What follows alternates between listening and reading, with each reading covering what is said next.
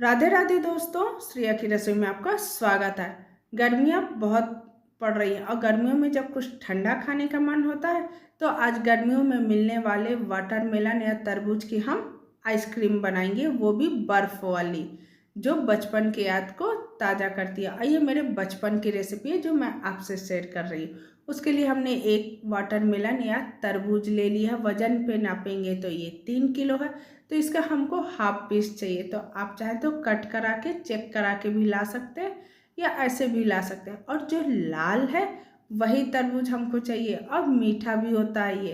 तो तरबूज के हम पतले पतले पीसेस कट कर लेते हैं, जिससे हमको इसके बीज निकालने में और इसका ऊपर का पल्प निकालने में आसानी होती है, क्योंकि इसके छिलका हमको आवश्यकता नहीं, इसके पल्प की आवश्यकता है।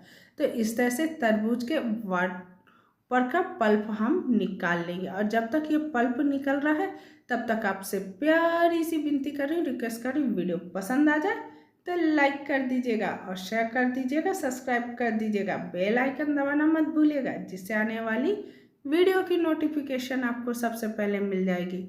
इस तरह से हम सारे तरबूज को छील लेते हैं। और देखिए, हमने तरबूज छील ली है। अब हमने ले लिया है ग्राइंडिंग जार। उसमें हम रफली चॉप करते हुए तरबूज को या वाटरमेलन को डाल देंगे और जो बीज है उनको निकालते जाएंगे, क्योंकि बीज पिस जाएंगे तो उससे कड़वापन आएगा आइसक्रीम में। और इसको हम बिना शक्कर के बनाएंगे और बिना गुड़ के बनाएंगे और एकदम ठंडी ठंडी बर्फ़ वाली आइसक्रीम बनाकर तैयार करेंगे। तो बीज निकालते हुए इसको हम जूसर वाले ग्राइंडिंग जार में रफली चॉप करते हुए डाल देंगे आप चाहे। और ये बहुत झटपट भी बनती है, बिना गैस जलाए भी बनती है। तो इस तरह से घंटों का काम हुआ ना मिनटों में। तो इस तरह से देखिए, इसको हम अच्छे से तरबूज को काट लिए हैं। अब इसको हमने ग्राइंड कर लिया, थोड़ा मोटा ही रखा है, बहुत बारीक नहीं किया। अब हमने ले लिया हाफ कप धागे वाली मिश्री। मिश्री को आप चाहे तो छोटे छोटे टुकड़ों में काट के या उसका पाउडर ले सकते हैं। मैंने वैसे ही ले लिया। 1 पिंच मैंने रेड फूड कलर लिया है, जिससे आइसक्रीम का कलर थोड़ा बहुत अच्छा आएगा। और धागे वाली मिश्री से गर्मियों में ठंडक मिलती है, क्योंकि मिश्री होती है ठंडी।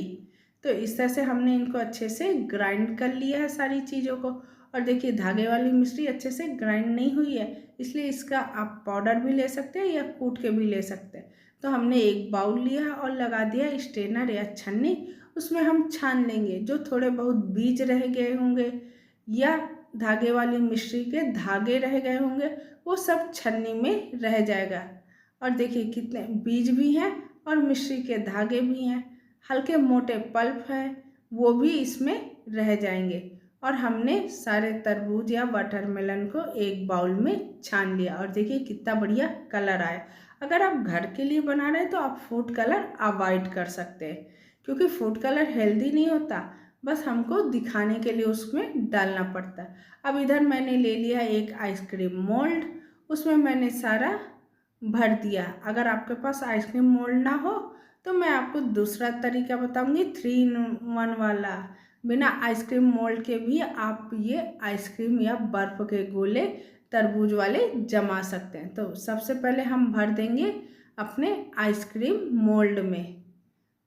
तो इस तरह से हमने 6 के 6 भर दिए और इसके अब हम ढक्कन लगा देंगे, क्योंकि आप चाहें तो इसमें एल्युमिनियम फॉइल भी लगा सकते हैं और आइसक्रीम स्टिक ऊपर से लगा सकते हैं, पर मैं इसको लगाऊंगी। इसको लगाने से क्या है ना, इसमें अंदर बर्फ़ की क्रिस्टल नहीं जमती। तो ये हमारी एक आइसक्रीम मोल्ड बनकर रेडी हो गई। दूसरा है ये जो प्लास्टिक के डिस्पोजल आते हैं या पेपर वाले कप केक के डिस्पोजल आते हैं, आप उसमें भी जमा सकते हैं। तो इसको हमने भरा, तो इसके लिए बहुत कम था, तो मैंने एक ही ग्लास में दोनों डाल दिया और इस तरह से एक स्टिक ले लिए। अब इसको हम एल्युमिनियम फॉइल से पैक कर देंगे, जिससे इसके ऊपर कोई भी आइस क्रिस्टल ना जमे। आप इसको चाहें तो एक स्टील की ग्लास में भी जमा सकते हैं, उसमें भी आइसक्रीम आराम से या बर्फ़ का गोला आराम से जम जाता है। तो इसको हमने एल्युमिनियम फॉइल से कवर कर दिया। ये बहुत पतला होने से थोड़ा हल्का है, तो इसको हमने बेस देने के लिए ग्लास में रख देंगे। अब इस तरह से हमने एक स्टिक लगा दिया और ये स्टिक इतनी हल्की हो रही है कि ऊपर तक आ रही है।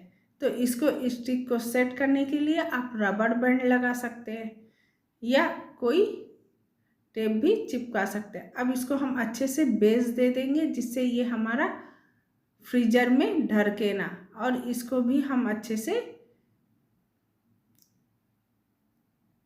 डंडी को सेट कर देते हैं। आप चाहें तो रबड़ भी लगा सकते हैं।